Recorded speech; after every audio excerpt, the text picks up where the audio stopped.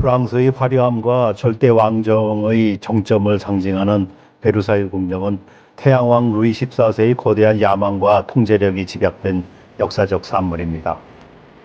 본래 이곳은 늪지대가 많은 황무지였으며 루이 13세가 사냥을 즐기던 작은 별장이었습니다. 루이 14세는 귀족들을 통제하고 자신의 권위를 과시하기 위해 1661년부터 대규모 증축을 시작했습니다. 약 50년의 공사 끝에 파리에 있던 궁정을 아예 이곳으로 옮기며 프랑스 정치의 중심지가 되었습니다. 베르사유 궁전은 그 시대의 랜드마크였죠. 눈이 부실 정도로 빛나는 황금문이 보입니다. 이 문은 왕의 권위를 상징하며 혁명 당시 파괴되었다가 2008년에 철저한 고증을 거쳐 복원되었습니다. 궁전의 정문으로 들어서면 가장 먼저 마주하는 곳이 바로 명예의 뜰이라 불리는 거대한 광장입니다. 광장 바닥의 거친 돌바닥은 마차가 지나갈 때 소리를 내서 왕에게 방문 계획을 알리는 역할을 했습니다. 궁전 바로 앞에 펼쳐진 이 넓은 광장은 군사 행렬이나 축제가 열리던 곳이었죠. 짐이 곧 국가다라고 외친 루이 14세는 스스로를 그리스 신화의 태양신 아폴로와 동일시했고 궁전 곳곳에 태양과 아폴로의 문양을 새겼습니다. 거대한 건축물로 왕의 부를 과시하고 왕권을 높이는 한편 귀족들을 베르사유에 집합시켜서 왕 앞에 줄 서도록 강요했죠. 정치적인 목적이 강하다 보니 실용적으로는 그리 편안한 공간은 아니었다고 합니다. 루이 14세 시절에는 사실상 왕의 일상과 사생활이 만천하에 공개되어 있었기에 프라이버시 따위는 고려되지 않았습니다. 이 조각상은 잠자는 아리아드네로 그리스 신화의 아리아드네가 낙소스 섬에서 잠든 모습을 묘사한 작품입니다. 분수 너머로 길게 뻗은 잔디밭 산책로인 왕의 길입니다. 정중앙의 커다란 분수는 라톤 분수입니다. 그리스 신화 속의 아폴론과 아르테미스의 어머니인 라톤 주인공으로 하여 태양왕 루이 14세의 권위를 상징하는 정원의 핵심적인 요소입니다. 베르사유의 상징인 라톤 분수에서 시작해 왕의 길을 지나 저 멀리 대운하까지 이어지는 완벽한 대칭 구조를 보여줍니다. 검은 청동상들은 프랑스 전역의 주요 강들을 의인화한 강의 조각상 시리즈입니다. 이들은 모두 궁전 앞의 무르이 정원에 있는 두 개의 대형 연못 오소리에 앉아 있습니다. 이 조각은 가론강을 상징하며 곁에 있는 아이들과 풍요로운 과일이 특징입니다. 프랑스에서 가장 긴 강인 루아르강을 상징하지요. 루아르강의 지류인 루아르강을 상징하며 작은 아이 푸토와 함께 있는 우아한 모습입니다. 평화롭게 논이는 백정은 기하학적이고 엄격한 프랑스식 정원의 생명력과 낭만을 불어넣는 상징적인 존재입니다. 이곳은 베르사유 궁전의 헤라클레스의 방입니다.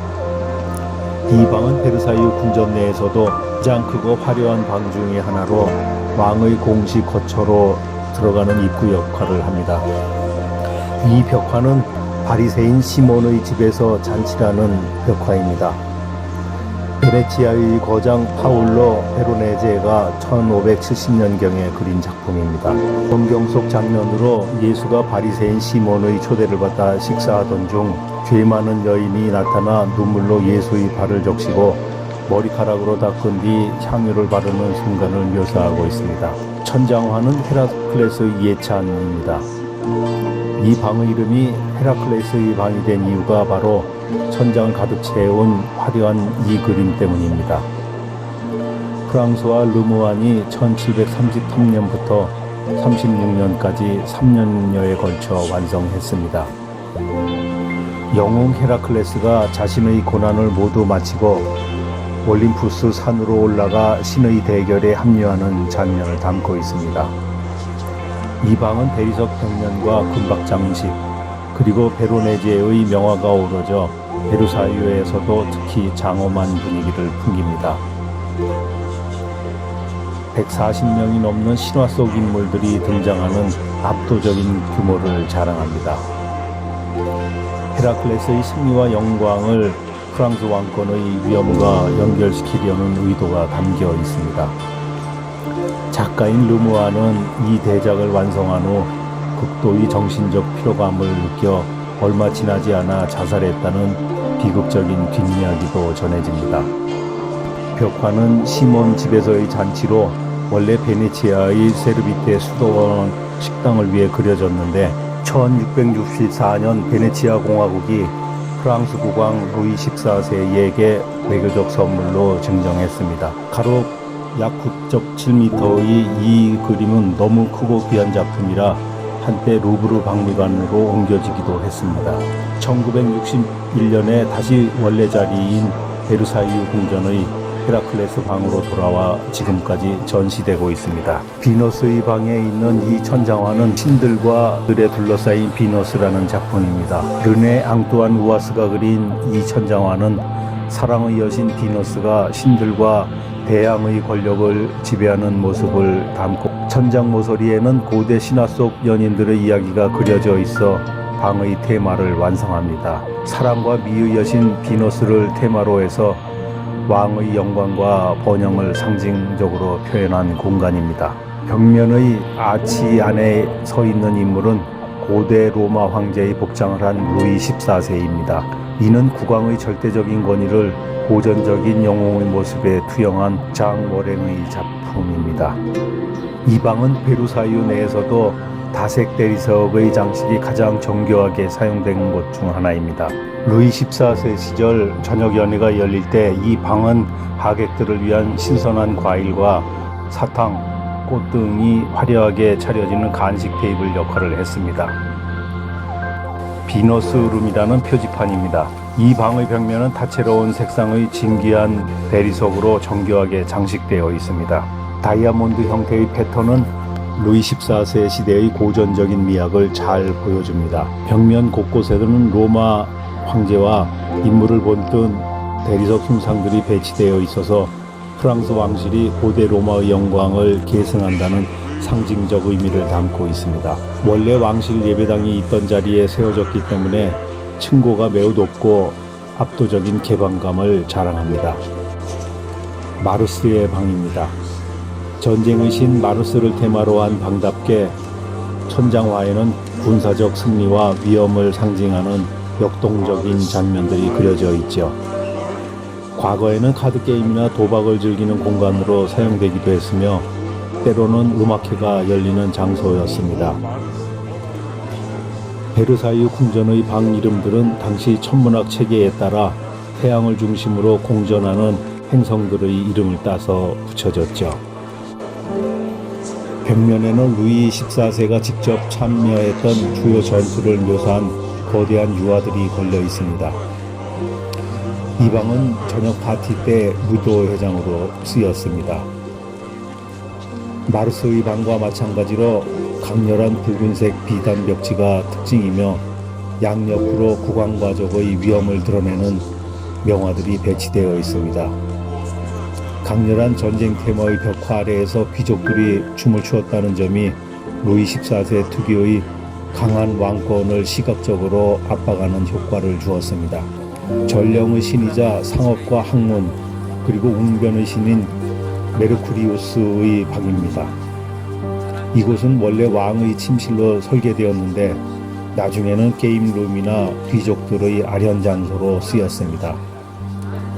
이 방의 벽면은 화려한 금색과 은색 자수가 놓인 직물로 덮여 있습니다. 루이 14세가 실제로 매일 잠을 자지는 않았지만은 왕의 권위를 상징하는 전시형 침대가 놓여 있습니다. 이 천장화는 두 마리의 수탉이 이끄는 전차를 탄 메르쿠리우스라는 작품입니다. 메르쿠리우스가 지혜와 경계심을 상징하는 두 마리의 수탉이 이끄는 전차를 타고 가는 모습입니다. 신들의 전령답게 역동적이고 영리한 인상으로 묘사되어 있죠. 루이 14세의 외교적 능력과 학문적 후원을 상징합니다. 1715년 루이 14세가 서거했을 때 도의 유해가 일주일 동안 이 방에 안치되어서 조문객을 맞이했습니다. 당시 벽화 속의 메르쿠리우스의 영리한 모습과 대조되는 죽음의 정적이 흐르던 장소이기도 하죠. 메르쿠리우스는 지식을 전파하는 시인이기도 하고 프랑스의 예술과 과학의 발전을 이끄는 왕의 모습을 찬양하는 의미가 담겨 있습니다. 두 방 모두 은각으로 가득 차 있었다는 사실입니다. 거울과 테이블, 촛대 등이 모두 순은으로 제작되어 벽화의 화려함을 극대화했습니다. 베르사유 궁전의 아폴로의 방은 이름 그대로 태양신 아폴로를 주제로 한 공간입니다. 가장 핵심이 되는 천장의 대형 그림은 태양신 아폴로가 4마리의 말이 이끄는 황금 마차를 타고 하늘을 가로지르는 모습입니다. 아폴로 주위에는 사계절을 상징하는 인물들과 12달을 상징하는 별자리 기호들이 배치되어 있습니다. 이는 루이 14세가 세상의 시간과 질서를 주관하는 존재임을 암시합니다. 붉은색 다마스크 벽지는 단순히 배경이 아니라 이 방의 권위를 상징하는 요소입니다. 붉은색은 가장 비싼 염료 중에 하나였으며 권력과 에너지를 상징하지요. 벽과 천장이 만나는 경계에는 금박을 입힌 화려한 조각들이 둘러쳐 있어 천장화의 입체감을 살려줍니다. 원래 이 방에는 순은으로 만든 거대한 옥자와 가구들이 있었습니다. 하지만 루이 14세 말기 전쟁 자금을 마련하기 위해 이 은재 가구들을 모두 녹였고 현재는 나무에 금박을 입힌 가구들로 대체되었습니다. 이 모든 화려한 천장화 아래 방의 정중앙 벽면에 루이 14세의 초상화가 걸려 있습니다. 천장에서 내려오는 아폴로의 신성한 빛과 지상의 절대군주가 한 공간에서 만나는 연출을 한 셈이지요. 역사상 절대 왕정을 상징하는 가장 상징적인 이미지 중 하나입니다. 프랑스 왕실의 상징인 백합 문양이 수놓아진 짙은 빨간색 벨벳 망토를 걸치고 있고 안감은 흰색 담비털로 되어 있습니다. 그림 속에서 왕의 다리가 강조된 자세를 볼 수 있습니다. 원작이 그려졌을 당시 63세라는 고령이었음에도 불구하고 여전히 강인함과 민첩함을 과시하고 싶어 했습니다. 옆에는 프랑스 왕관과 정의의 손이라고 불리는 홀이 놓여 있어 신으로부터 부여받은 절대 권력을 상징합니다. 베르사유 궁전의 하이라이트인 거울의 방입니다. 거울의 방은 베르사유에서 가장 화려한 곳으로 천장은 프랑스 회화의 거장 샤를르 브랭의 거대한 연작으로 채워져 있습니다. 이전의 방들이 신화를 주제로 했다면 거울의 방 천장은 루이 14세의 실제 통치 업적을 직접적으로 묘사하고 있습니다. 국왕이 친정을 시작한 1661년부터 네덜란드 전쟁의 승리까지의 주요한 역사적 사건들을 담고 있죠. 중앙의 거대한 패널을 중심으로 총 30개의 장면이 펼쳐지며 신화의 시대를 지나 국왕의 영광이 정점에 달했음을 선포하는 공간입니다. 금색 조각 장식과 회화가 완벽하게 조화를 이루어 웅장함의 극치를 보여줍니다. 길이 73m의 복도 한쪽 면은 17개의 대형 창문이 정원을 향해 있고 반대편에는 357개의 거울이 배치되어 있습니다. 거울은 당시 엄청난 사치품이었는데 창밖의 정원 풍경과 햇빛이 거울에 반사되어 방 전체가 황금빛으로 빛나도록 설계되었습니다. 이 거울의 방은 단순히 화려한 복도가 아닙니다. 이곳은 프랑스의 영광과 굴욕 그리고 복수가 교차하는 유럽 근현대사의 거대한 정치적 무대였습니다. 프랑스의 자부심이었던 이곳은 19세기에 이르러 국가적 치욕의 장소로 바뀝니다. 프로이센과 프랑스 전쟁에서 프랑스가 패배하자 독일의 빌헬름 1세는 남의 나라 궁전인 베르사유 거울의 방에서 독일 제국 황제 즉위식을 거행합니다.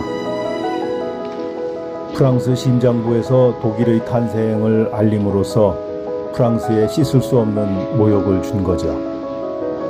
제1차 세계대전이 끝난 후 프랑스는 독일과의 평화협정인 베르사유 조약의 체결 장소로 거울의 방을 고집합니다.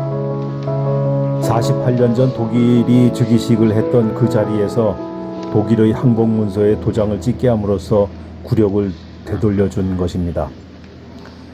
하지만 이때 독일에 부과한 가혹한 배상금이 결국 제2차 세계대전의 불씨가 되었다는 점은 역사의 아이러니이기도 하지요.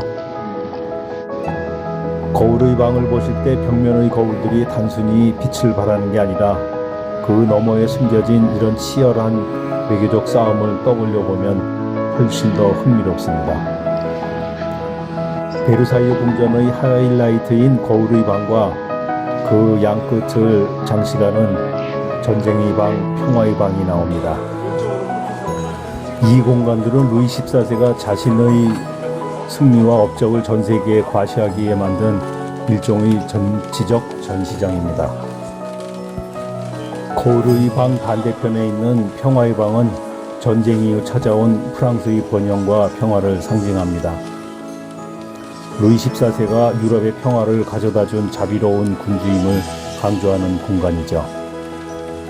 당시 베르사유의 벽면은 추위를 막고 화려함을 더하기 위해 신화적 풍경의 거대한 직물 그림인 테피스트리로 장식되어 있습니다. 아폴로의 방 천장에 있는 타원형 그림 중 하나입니다. 알렉산더 대왕이 전투에서 승리한 후 패배한 페르시아 왕 다리우스의 가족들을 자비롭게 대하는 장면입니다. 루이 14세가 자신을 알렉산더 대왕과 같이 위대하고 자비로운 정복자로 묘사하길 원했음을 보여줍니다. 이 그림은 마리 앙뚜아네트 황후의 초상화로 마리 앙뚜아네트와 그녀의 아이들이라는 작품입니다. 사치스러운 이미지에서 벗어나 아이들을 사랑하는 자애로운 어머니의 모습을 강조하기 위해 그렸습니다. 옆에 빈 요람은 일찍 세상을 떠난 아이를 추모하는 의미를 담고 있습니다. 루이 14세 양식의 특징인 다양한 색상의 대리석과 금박 장식은 보는 이로 하여금 압도적인 부를 느끼게 합니다. 대관식의 방에 있는 나폴레옹 1세의 대관식이라는 그림입니다. 이 방은 원래 왕실의 근대가 머물던 곳이었는데 나중에 나폴레옹 1세의 영광을 기념하는 공간으로 탈바꿈했습니다. 1804년 파리 노트르담 대성당에서 열린 나폴레옹의 대관식 장면입니다. 나폴레옹이 스스로 왕관을 쓴 후 아내 조세핀에게 왕관을 씌워주는 극적인 순간을 담고 있습니다. 이 그림의 원본은 루브르 박물관에 있으며 이것은 나폴레옹의 지시로 그린 두 번째 판입니다. 대관식의 방은 루이 14세의 절대 왕정과 나폴레옹의 훈계 정치가 그 사이유라는 한 공간에서 어떻게 만나는지 보여주는 흥미로운 장소입니다. 나폴레옹의 군사적 업적을 기리는 아부키르 전투 대형 전투화가 벽면 한쪽을 차지하고 있습니다. 대관식 예복을 입은 나폴레옹 1세 그림입니다. 황제의 권위를 상징하는 화려한 예복을 입고 포를 든 나폴레옹의 공식 초상화입니다. 루이 14세의 초상화와 비슷한 구도로 제작되어 그가 절대 권력의 계보를 잇고 있음을 시각적으로 보여주고자 했습니다. 이 방의 다른 벽면에는 나폴레옹의 충성스러운 프랑스 군대 장성들과 병사들이 그려져 있습니다.